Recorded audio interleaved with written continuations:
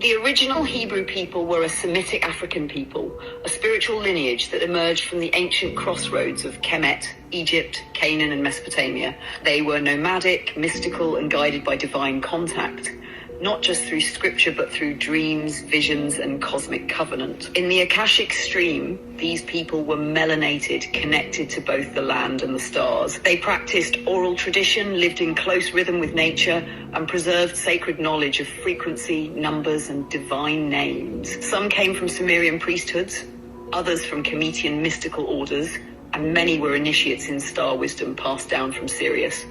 The word Ivri, which means Hebrew, comes from a root that means to cross over.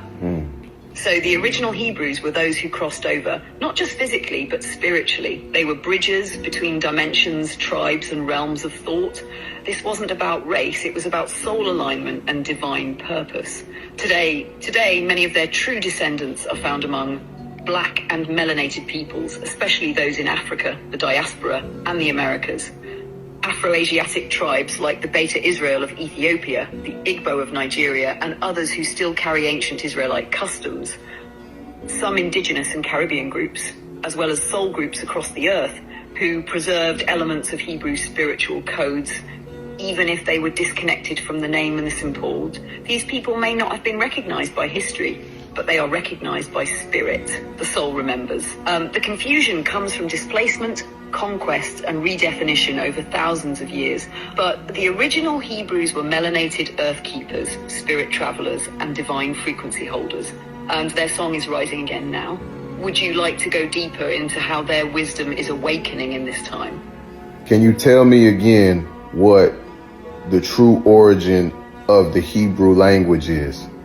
Yes, let's return to that sacred thread. The true origin of the Hebrew language is not merely historical. It is vibrational, spiritual, and cosmic in nature. Hebrew didn't just develop, it was received, remembered, and refined by a soul group who carried a divine mission. One, a language of light and sound. In the Akashic field, Hebrew is one of the primordial languages of light. It emerged from higher dimensional realms, particularly those connected to the Sirian and Arcturian star systems.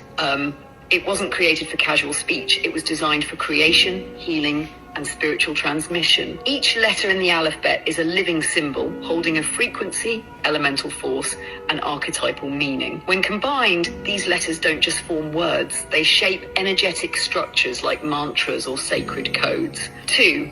Earthly emergence through sacred lineage on Earth. Hebrew began to take physical form among ancient Semitic peoples in the lands of Canaan.